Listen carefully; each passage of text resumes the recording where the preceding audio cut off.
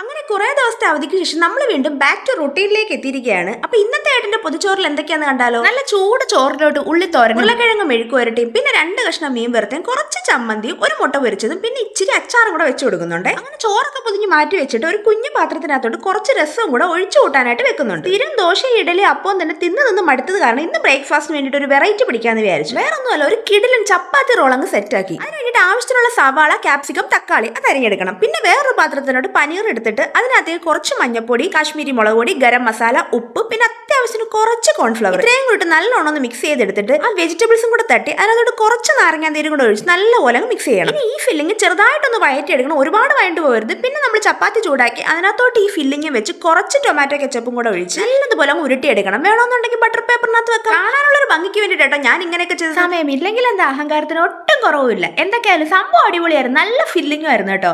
അപ്പോൾ okay, by.